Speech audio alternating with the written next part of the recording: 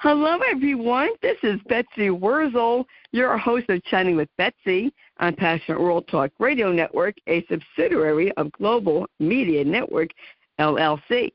Our mantra is to educate, enlighten, and entertain.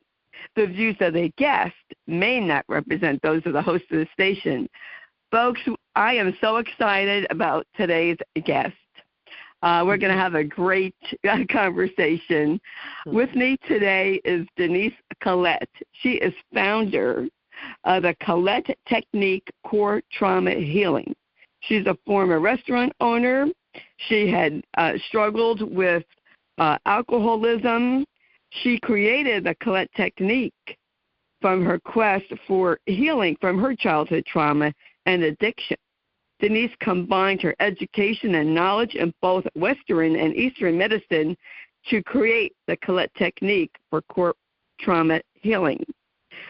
And there is a quote, Denise, that you have that I just love. But what Denise has to say is, remember, it's not what is the matter with me, but it is what happened to me. Mm-hmm. I just love that. And I want to welcome Denise Colette to Chatting with Betsy. Welcome, Denise. Thank you so much. And I will tell you that quote, it's not what's the matter with me, it's what happened to me, is from Dr. Gabor Maté. He says that all the time. He says that all the time. I'm sure I'm paraphrasing it. He doesn't say it exactly like that. But that was basically the gist. His two things are not why the addiction, why the pain. And it's not what's the matter with me, it's what happened to me. And I love that because all of us, isn't that where all of us go? What's the matter with me? What's wrong with me? Yeah. Why can't I have this? Why can't I do this? Why does everybody else get that? Right? And why do I have this anxiety? And why do I skip the gym, and why do I overeat, and why, on and on and on. And it is really not what's the matter with me. It's what happened to me, because what happened to us when we're young creates neural networks or imprints or programs in our brain, and they run. And trauma isn't what happened. It's how you felt inside as a result of what happened, right? Or as Dr. Peter Levine says, trauma isn't what happened. It's how you felt inside without an empathetic witness, without somebody to help me. And, I like that. So true. Right? So true. Without somebody to help me. And what happens is we have to, as we're doing our trauma healing, we have to become that empathetic witness. We have to become that person now who is going to speak to the younger versions of ourselves, who's going to help the younger versions of ourselves, for them to be able to bring up those, or for the brain to be able to bring up those emotions, because, again, trauma isn't what happened, but it's a reaction. So I always say to my clients, if something happens and on a scale of 1 to 10 you go to a 15 or a 20, it's because you already live at 10, right? So you're living in survival mode. You're already waiting for the other shoe to drop. You're already afraid. You're already on high alert, right? And I think that's so predominant for so many people. I want to say everyone, but I don't want to, do that. But that's because when we're younger, we don't really know we don't really know what's going to happen next. And we don't have the power to control anything. And we know that. We may not know very much when we're little. Betsy and you and I were talking right before we started, when I was talking about how from womb to 5, the brain only has an unconscious brain. So we can only absorb everything as truth. So if my mother's sad and I'm 4, I'm going to believe there's something wrong with me. That I'm not enough to make my mother happy, because I can't analyze yet. The brain doesn't become analytical till 6 to 9, where it questions Santa or Tooth Fairy and things like that. And as I had said to you before we started, Aristotle, even way back then, said, show me the 7-year-old, and I'll show you the adult. That's a fascinating sentence, right? That's Yeah. extraordinary to realize that. But if you stop and you think about yourself at 7, wow, I had no faith in myself. I had complete anxiety, insecurity, didn't feel loved. And then, years later, and maybe I should start with that, my story, but years later, here I am, this incredibly successful restaurant owner, have all the trappings on the outside and toast the town, and yet inside I still feel the same way. Not good enough, not worthy, unlovable, right? Even though on the outside, everything looks great, right? Fascinating. And, yes, and people, Denise, they don't, people will say, oh, I envy this person because they look like they have it all together, but they don't know what the true picture is, what that person is really feeling, because I am very similar to you, where I feel like, oh, I'm not good enough. I battle that all the time. And talking about, how your mother feels, I didn't realize until my 60s, actually, that my mom pretended to be happy, but she really wasn't. And I was her target. I was the scapegoat, and she took it out on me. She was not happy. Yeah. Not at all. And neither was mine. Things changed when I was 6 and my younger brother was born. My mom was 34. She had my brother, and she just was so unhappy about that. I'm your brother, because my mother was really unhappy that she had me. I'm the youngest, and we feel that. Yeah. Well, my father,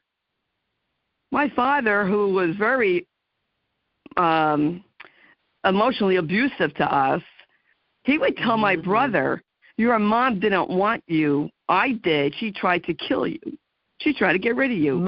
Why would you say that to a child? My mother used to say it to me. I don't know how I had you. I was on the pill. I was on the pill. I don't know how you got here. Yeah. So you wonder where those I don't matter, I'm not good enough comes from. And then this would be an interesting thing for you, because I feel like both of us have a lot of the similarities. You, as a child, you see the other children getting treated differently. Yes, so then it's and my younger brother, yes. Yeah, I was a scapegoat. My younger brother was the golden child. And I think he was a golden child out of guilt. My mother felt guilty. Yeah, absolutely. And but we feel that, and we're like, well, it has to be me, because she treats everyone else. They treat everyone else differently, but we're not able to also see that those other people are treated differently too, just differently than us. So we may think they're getting what we want, and they very well could be. But we may not understand why we want that, right? You know what I mean? Like they could get the yellow dress that we wish we could have had, but really what we just want is somebody to love us enough to buy us the yellow dress. We don't really care about the yellow dress. We just want the love. You know what I mean? And the attention. Yes. Yeah. Yes. The love and attention, because when you are blatantly shown that you don't matter, that's just how you feel. I mean, it wasn't until I was 60 that I flipped the script, but it takes a long time to flip the script. Yeah. But you know why also, Betsy? We were talking about Dr. Gabor Maté also before. We didn't have the knowledge there was a script to flip in defense of us. Because trauma didn't even start to come until 1996, when the ACEs were started, Adverse Childhood Experiences. But once that ACEs existed, nobody even did anything with them. And there's a Harvard study from 2012 that I love on the developing child, and it's actually in the Pediatric Academia Journal, right? I mean, you can't get more prestigious. But nobody still did anything with it. I remember think I don't remember if it was Dr. Maté or Dr. Vincent Felitti, who was the founder of the AAC, said to me once, I had done 4 years of medical school and nobody had ever mentioned the word trauma. Extraordinary, yeah, right? There wasn't, especially when I was growing up in the 60s and 70s, you didn't talk about trauma. You didn't talk about your feelings at all, and mental health was not talked about at all. So and let me tell you my story. So since we're on it, tell your story, Denise. How you got started? Why you created your technique? Why is it different? Yeah. So I am a child of trauma. I'm the youngest of 4. You're the third. In your family, I'm the fourth. And again, I had that mother who didn't want me. Made me feel unwanted. My father also very emotionally abusive, very critical. My father was a lovely man, but you never knew what was going to happen, right? So you could be his beautiful daughter one minute, and the next minute you were an asshole. Ooh, got to be careful with what I say. Because I don't know if that's a swear. I guess that's a swear. But my mom, and so my mom was a severe drunk. So, but my mom didn't start drinking, let's say, till I was about 4. So here we are. I'm the youngest of 4. I don't know that this is chaos, right? That I'm growing up in, because this is what I'm growing up in. But my mother's an alcoholic. My father's kind of a rageaholic, a workaholic, and my siblings also hate me. They've told me I'm adopted, all kinds of stuff. So what do? I eat, right? So what's my first escape? Food. And then I become kind of this chubby little girl. And I also, because my mother didn't really like me, I didn't get that benefit of getting your hair washed or getting a bathtub. We were middle class and upper middle class, so eventually that came about. It's not like I was always filthy, but nobody cared to clean me. And so then I never learned how to tie my own shoes. I had to figure out a way to tie my own shoes, so I didn't realize that until I went to teach my children how to tie their shoes. I was like, oh, my God, I don't tie my shoes like other people. So anyway, I go through life very dysfunctional, barely get through high school and college, and I work in the restaurant business, and I, at the age of 29, decide to buy a restaurant. Now, in 1989, as a 29-year-old girl, women didn't really own restaurants. And also, I bought a restaurant here in Fairfield, Connecticut that was in nowhere's land, right? So it was even more crazy. But I did it, and it was a total success. I was really good at what I did, and I knew it. I just fit in there. But why would I fit in there? Because what's a restaurant? Total chaos, never a dull moment. Yeah, food, alcohol, and you never know what's going to happen next, right? In a restaurant, my restaurant was really small but really packed. When you're working in a really, really busy restaurant, things are going to go wrong, right? Things are going to break, things are going to happen. So that's happening. So here I am, this young, successful restaurant owner, and I had gotten married and had 2 boys. They're now 32 and 35, but I had divorced when they were very, very young because I was too incapable of picking somebody healthy to marry. I just didn't have that in me. So I divorced when they were really little, and then I started to do well in the restaurant, and I really started to make some money. And on the outside, everything looked great. I bought myself this house in Westport. I had the Mercedes. I got the ski condo at Okemo. Kids are captain of the high school and college football teams. Everything looks great. And inside, I'm a mess. I suffer from panic attacks, anxiety, and you're right. We didn't tell anybody back then. It would have been dangerous to say it, right? It would have been. Right. People would have thought you were crazy. They would have maybe taken away your kids. You just didn't talk about mental health or anxiety. And I went to doctors, and nobody could help me. And I went to therapy, and nobody could help me. So I found Chardonnay. Oh, my God, Chardonnay. Now I don't have any anxiety. Now I can even do the local television's cooking segment. Now I'm really on the way. until I start to become an alcoholic like my mother, my father, my brother, my sister, and the whole lineage. And so I went off in search of Eastern medicine. Now, back then, we're talking, probably 1998 to maybe 2005. Eastern medicine was still voodoo back then.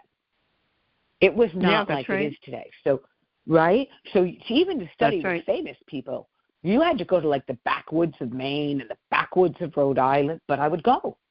And I became a Reiki master, and I saw a medium and a theta healer, and blah, blah, blah, blah, blah. You name it, I'm certified in it.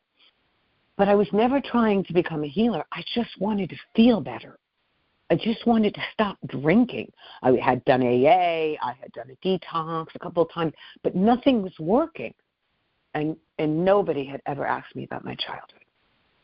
So I'm studying all this Eastern medicine, and then one day, Betsy, the building behind my restaurant, which was my office, my liquor room, and my food storage, got struck by lightning and burned to the ground.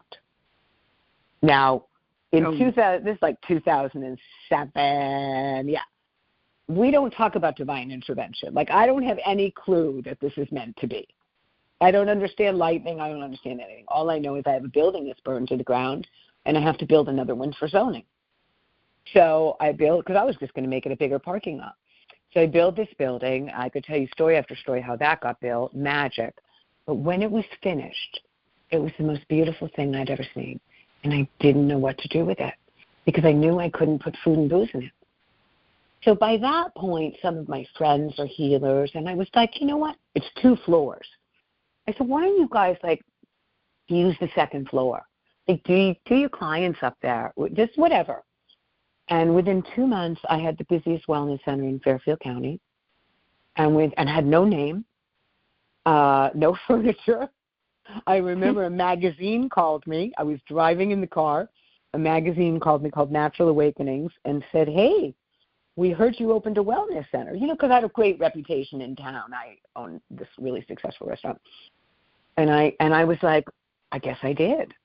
And they were like, well, we want to promote you for the month of September for free. This was the last week of July. So I had 5 weeks to build a wellness center. And I had to go rent furniture from a party rental down the street and come up with a name, buy a phone, and white folding chairs. And then all of a sudden, healers started to come from all over the world. I did nothing. We had gurus, we had fire ceremonies, pujas, all kinds of stuff. It was just wild. But I couldn't get sober. I couldn't stop drinking. I'd get 4 months, 5 months, and I'd just pick up again. I went off to India, and I thought, okay, this will do it. I was gone about 4 or 5 weeks. I came back from India. I drank the whole way on the flight home. And then when I landed, I came across a gentleman named Dr. Gabor Maté. He was doing a TED Talk called Addiction to Power and Power of Addiction. And that just changed everything for me. It was the first person who said exactly that. It's not what's the matter with you, it's what happened to you. It's not why the addiction, it's why that pain. And all the other things that he said. And that was it. And so by that point, I had sold the restaurant before I went to India because I realized I couldn't stay sober owning a bar, right? But I still had this wellness center and the property the restaurant was on. So when I met Dr. Maté, I sold it. And I spent 2 years traveling around the country to every trauma conference, every recovery center, every addiction center where Dr. Maté was. Wherever he spoke, I was. And because of that, it was extraordinary because I got to meet so many amazing people, right? So many people that were all just awakening to trauma. People that were just, where work was now coming out, and it was just incredible. And then I was home, and I went to New York one day for a fire ceremony, a puja, from the people who I had met in India. And the funny thing still back then, was Eastern medicine still was kind of funky. So I really wasn't ready to come out of the Eastern medicine closet, if you will, right? And yeah. right?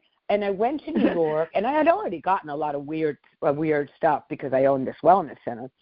So I went to New York for the ceremony, and this gentleman who was running the fire puja turned out to be one of the most extraordinary oncologists in New York City, Dr. Mitchell Gaynor.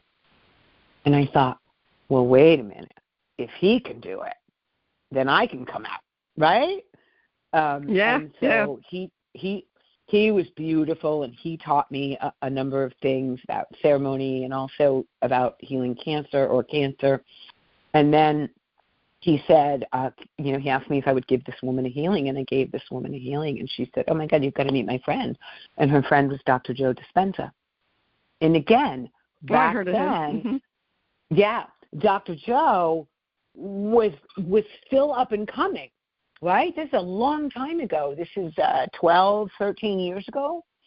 And so everybody was just on the cusp of all this brain and trauma and neurobiological system, and I was right in the middle of it, and I was in heaven. And I came home, and I thought, okay, you're gonna have to take all this knowledge, the Eastern, the Western, all this stuff. You're gonna have to put it together, and you're gonna have to find a way to heal yourself, because nobody seems to be able to help me. And I did, and I just took pieces. And what did I like, and what worked, and what didn't, and I researched it constantly, and I still to this day am often in research. I'm always, what's the latest wisdom on the brain and the body and mind-body connection? And I created this modality of healing called the Colette Technique for core trauma healing, and it's been trademarked now, I guess, probably 9 or 10 years. And I tried it out before I trademarked it. Of course, I tried it on all my friends, and it was really working. And my whole point, because I had traveled around to every healer I could possibly find, because I had probably spent hundreds and hundreds of thousands of dollars trying to get better and nothing worked, my goal was, how do I create a modality of healing that is fast and yet permanent, right? How do I make it so that my clients don't have to come see me every week for a year? Right? Because when we're in trauma, we don't have the time for this. And when I started, before I met Dr. Maté and et cetera, I used to sit on the self-help section on the floor of Barnes & Noble. And I used to just pull out book after book after book and try to figure out what was the matter with me. So I created this modality, and I've been doing it now for years, and I love it. And its basic root is that if the essence of trauma is disconnect and disassociate, right? And we'll talk a little bit about what the essence of trauma is.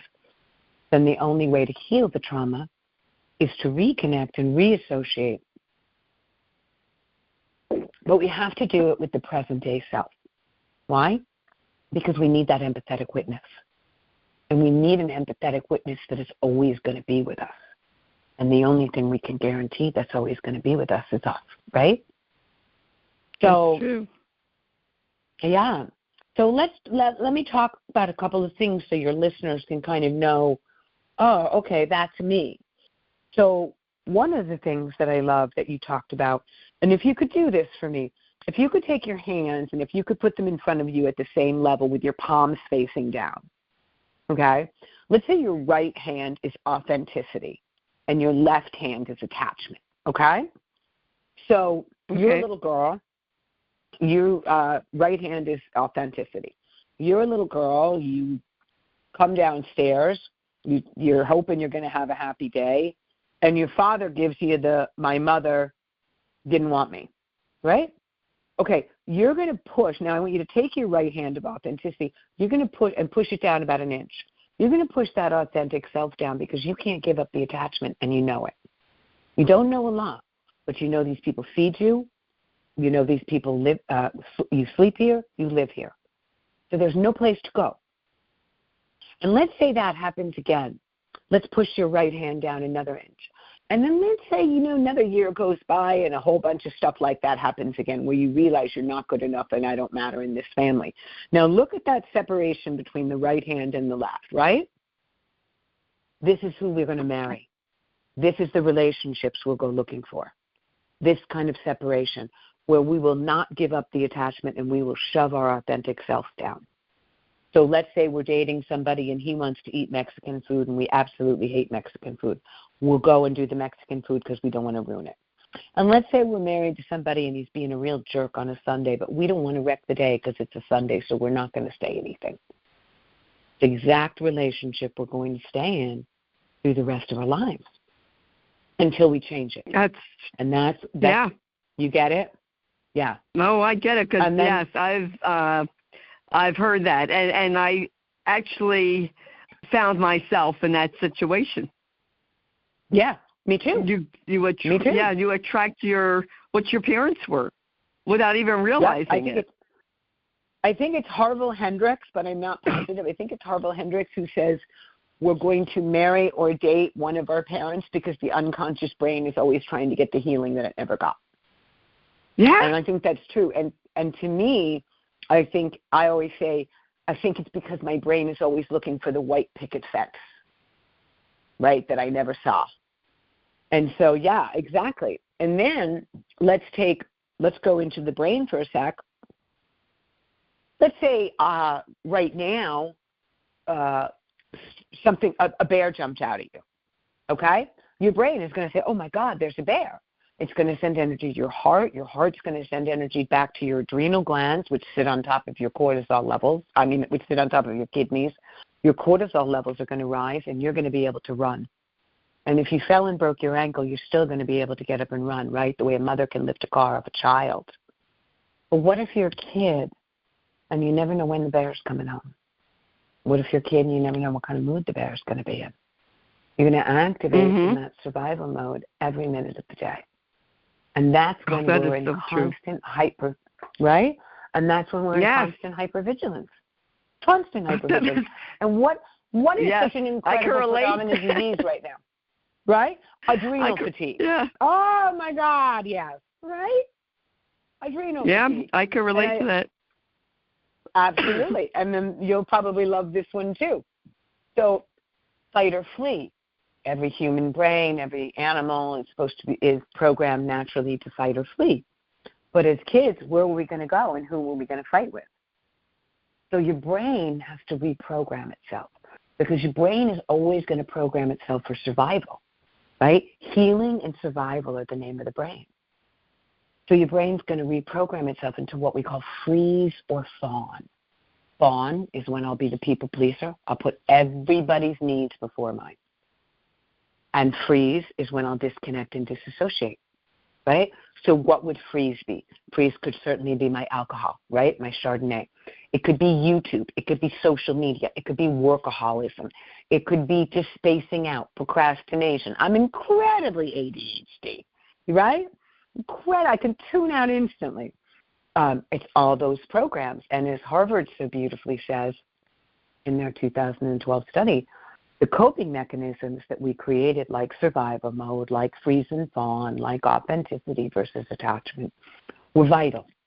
They were necessary to survive, but they become detrimental to our physical, relationship, and emotional health as an adult. Why? Because they no longer work.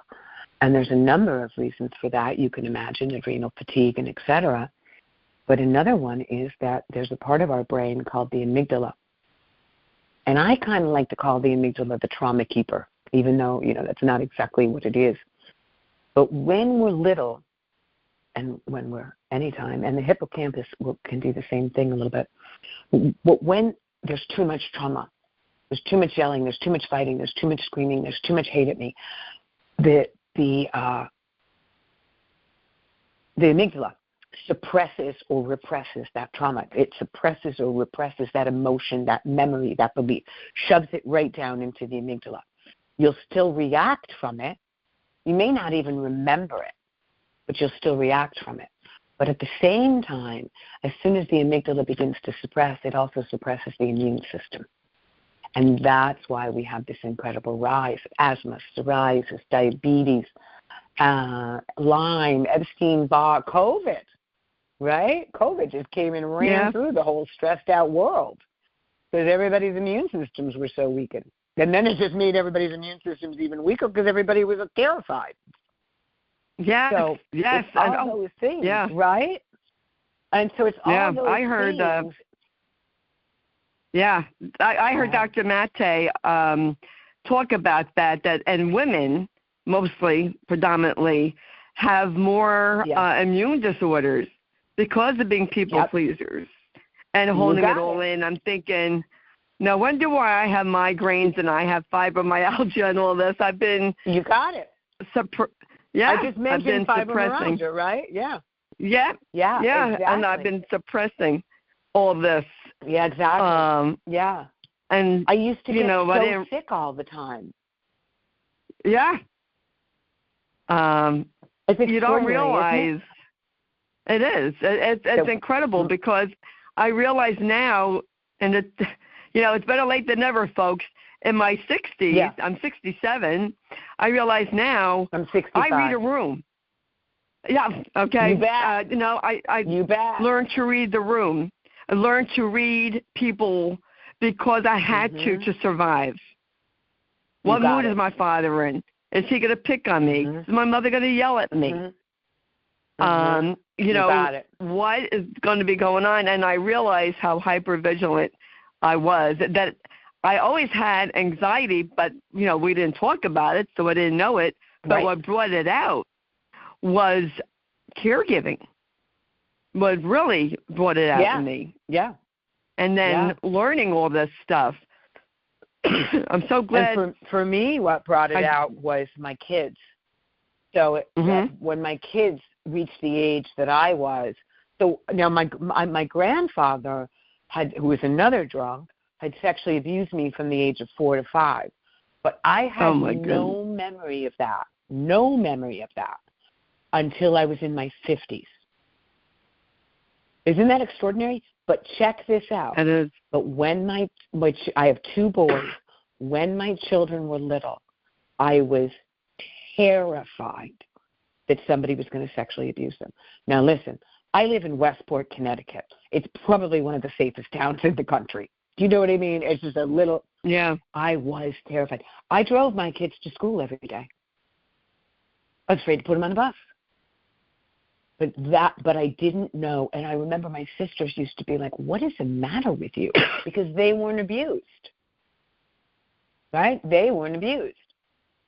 So, and then when I started to do trauma healing, that was when it came up, and I was like, "Oh my goodness!" Now that all makes total sense, right? And it also makes that sense of reading the room, right? Because that was the kind of thing that was the same for me. My grandfather lived in our basement for a year because my mother's mother was dying on the couch. And I can remember him coming up the stairs and me thinking, was he going to be looking for me? Right? And running.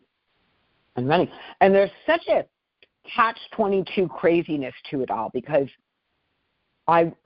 you have these vague memories, and I'm saying this to your listeners.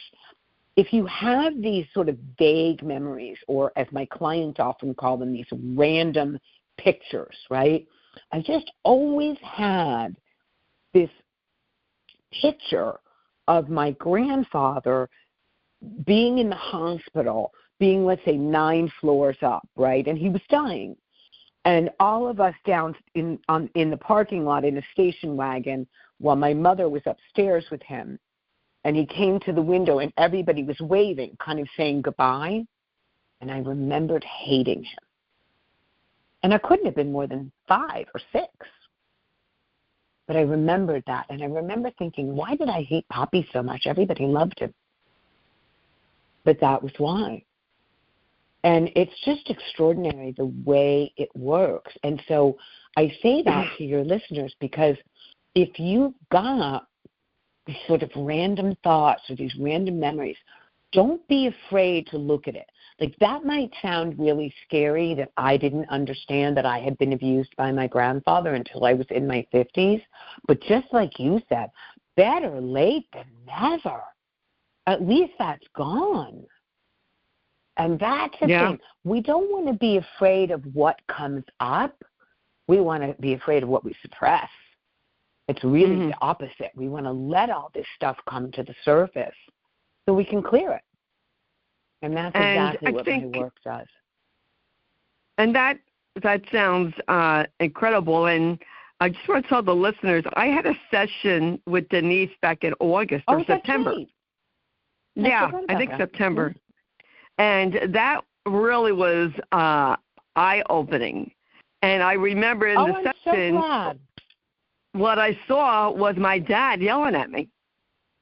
Mm-hmm. And I think that, I mean, I don't think, I wasn't sexually abused, but my father would say things inappropriately to my sister and I with sexual undertones to it. Yeah.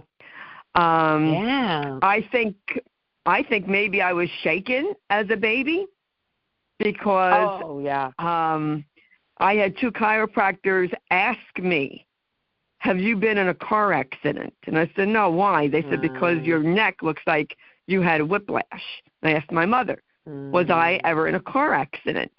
No, why are you asking me that? I said, because the 2 chiropractors, it can't just be one, said that my neck is not straight. It looks like I had whiplash. Maybe it was being pulled out with forceps. I don't know. Maybe it was combination. But I think something had to have happened because absolutely. And you want to hear something fascinating? You know what the neck holds? So every physical ailment has an emotional root, and you'll always find neck problems with children of trauma. The neck holds, I've got to control everything, and I've got to keep myself safe. So imagine being a little girl, and your brain is trying to grow, and your body is trying to grow. And yet at the same time now, Bats, and same thing to your listeners, get stressed for a second. What do? We squeeze in, don't we? We hold up, pull our shoulders up. We put tension in our neck. I mean, it's just the first place we go. We squeeze our hands together. And so there's that neck. And possibly you were shaken when you were younger, but it also might have been too much trauma repeatedly that I was trying to hold myself together. And the neck eventually couldn't take it all. So it's not going to, our body and our brain are all forming. Because for me, I broke my back when I was little. I had thrown from a horse. I was riding bareback. I was a good rider, but I got thrown from a horse. And my mother was too drunk to take me to a doctor. So nobody ever took me to a doctor. So my whole childhood, if I had to sneeze, I would have to hold on to a chair because the bone in my back would go into my leg nerves and I would kind of collapse. And when I got about 18, my father kind of figured out what was going on, and he took me to New York to the hospital for special surgery, and they were supposed to put me in a back brace and all kinds of stuff. And I just decided, I'm 18, I've lived it all my life, I'm not going to do this. It was like I was just getting into college. And do you know that lower back holds abandonment, family instability, and then financial fear? So here I come from total abandonment, complete family instability. I get away from my family in college, and my back, the bone, actually fused itself to another bone. The wrong one, but enough to take all pressure off my back. I've never had back pain since. Isn't that amazing? That is amazing, because your body does respond to the stress over the years. And people, Denise, as you know yourself, people numb their pain with their addictions, whether it be smoking, eating, drinking, spending money, gambling, getting high, using drugs, sex. People social media, want to numb money. Yeah, social media. They want to numb their pain instead of facing it. And we have to face it to release what we're holding in. I think the important thing to know is, just like you said, that pain in there doesn't mean something's the matter with me. It just means something happened to me.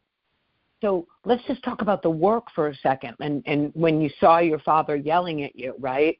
So then what we probably did is we brought let's say you were 4 and you were in the living room and the father's yelling at you. We would bring the present day Betsy back, right? And we don't care Right. about the dad. We freeze him because, again, I don't care about the grandfather. I freeze him because it isn't what happened to me. It's how I felt inside as a result of what happened to me. So we talk to the younger version of Betsy, and we say to her, how are you feeling? Right? What are you feeling? And she, let's say she's saying scared or not good enough or I don't matter.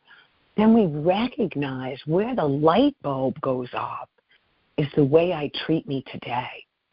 Wow. This isn't me presently, but this was me when I was doing it. I still abandon me. I still talk horribly to me. I still tell me I'm a fat girl, right? All those things that I still say to myself. But when you go back and you meet that younger version of yourself and you realize that that's what she's feeling, it's like, I'm so sorry. I'm so sorry. There becomes the empathetic witness. But at the same time, neurons, which are emotions, thoughts, right, in our brain, but 80 to 100 billion of them, I think something like 70,000 thoughts a day. But neurons have these little sort of taily growth patterns. They're called neural growth patterns, and they have this little gluey substance. And just like everything in the universe, it goes looking for something at the same vibration. So I'm not good enough, I'm not worthy, I don't love me, nobody loves me, is all, let's say, that vibration of shame, right? Let's just use the Hawkins frequency scale and say about a vibration of 20 to 30. So all those little neurons are going to connect themselves to each other. I'm not good enough, I'm not worthy, nobody loves me. And they're going to make a ticker tape that runs in your brain, right? Remember how a ticker tape works? Mm-hmm. So now that's all I'm thinking. That's all I'm thinking. So when we go back to that when we go back to that younger version of ourselves in the work, I don't know if you remember this, but what happens is that little girl becomes attached to us, if you will, begins to feel safe with us, or is overjoyed to know we're giving her an apology or anything along those lines, that we're here now, right? And as soon as that happens, those neurons release from that neural network. Now, they got to find something else to attach to. And that's when we put in higher frequencies. That's when you and I probably put in some good stuff, right? And I don't know if we did this, but one of the things I love to do, and your listeners can just do it for the fun of it and see what's happening, is at that point, when I get enough traumas out, like I like to get a bunch of traumas in one session, might as well get as much as I can while I'm there, right? And once they all come out, now we have to build a trust with the younger versions of ourselves. So now we need to know when they're hurt, what they're thinking, because, you're 67, I'm 65. We haven't been treating them too well, right?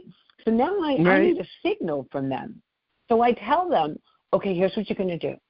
If I start abandoning me, if I start people-pleasing, if I start whatever it is, I start going towards a drink, I want you to stub my toe.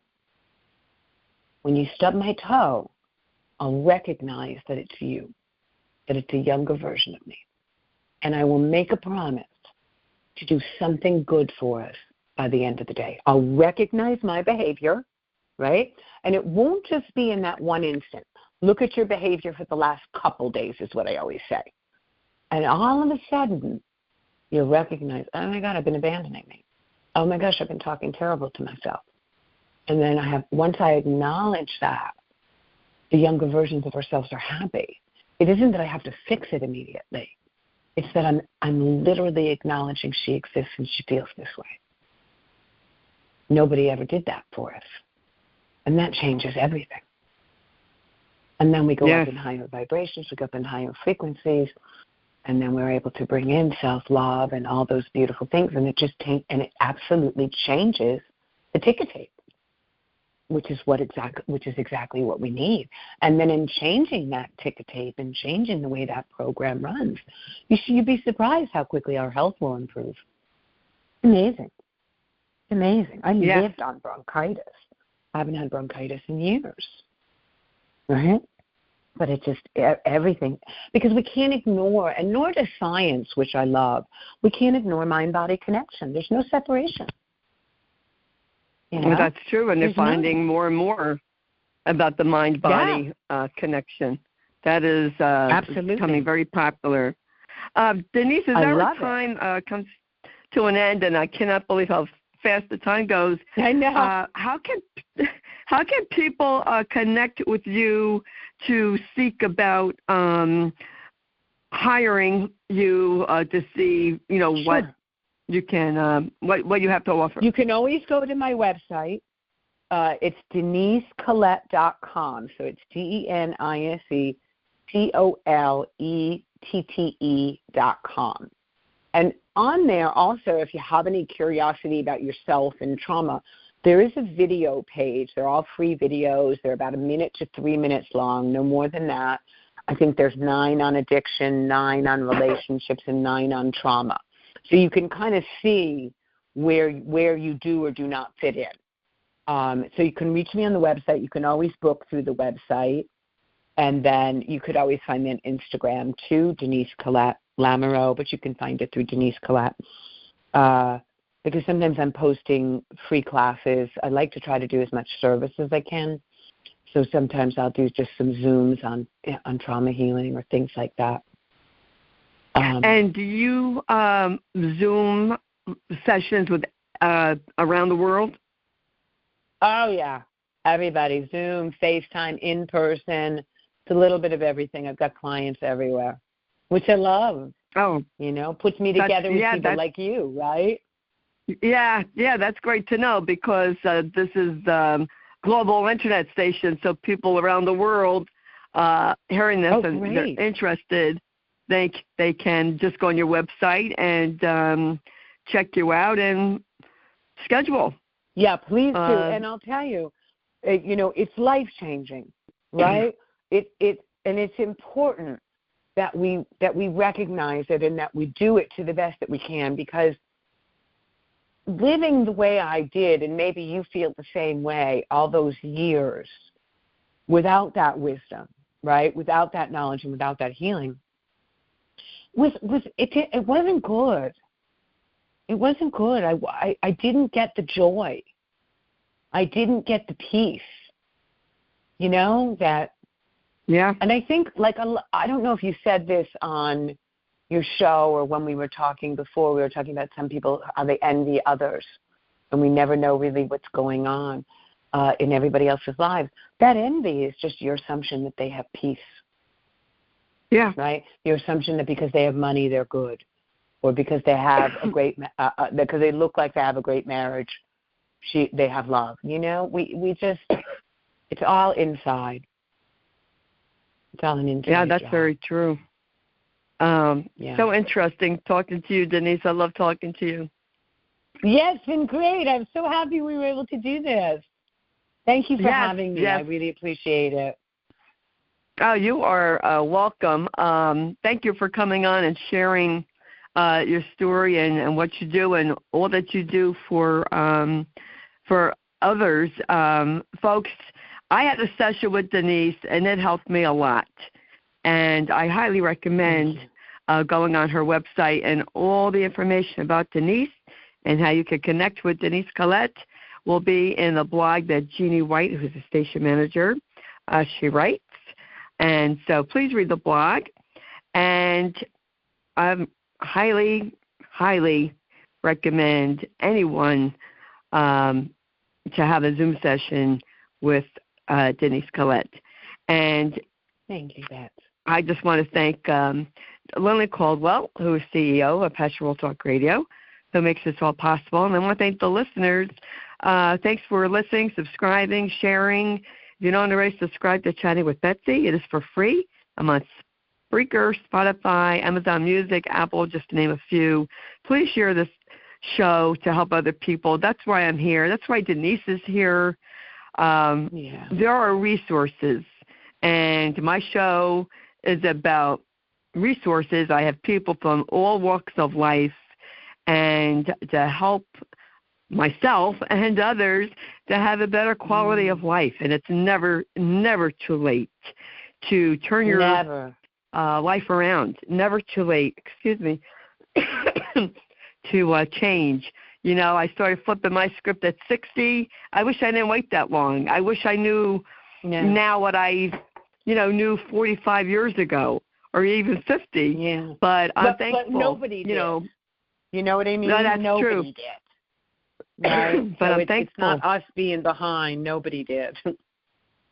That's true. I'm thankful that I learned from guests like you, Denise, and so many others who have helped me really in my healing journey. So subscribe to Chatting with Betsy. Go on PassionWorldTalkRadio.com and look at my host page, and you can see who I've had on, and you could listen to them from there also. But many wonderful guests that I've had in the past. I'm grateful for what I do, and I am just blessed to be able to serve others and to help others. And if you want, you could follow me on Facebook, Betsy E. Wurzel, Wurzel, and I have a support group, #Kick Alzheimer's Ass Movement. And as I always say at the end of my show, in a world where you can be anything, please be kind and shine your light bright, because we need it now more than ever before. And be kind. A lot of people are struggling, and we need kindness. We need to bring back our human kindness to each other. And that's how I feel, folks. And that's just really coming from my heart, because that's really just how I feel. There's too much hate we all need. And darkness. Yes, we really need to be lights. And that's what I have to say today. Thank you again for listening. This is Betsy Wurzel, your host of Chatting with Betsy on Passionate World Talk Radio Network, a subsidiary of Global Media Network, LLC. Till we chat again, remember, be kind and shine your light, everyone. Bye-bye now.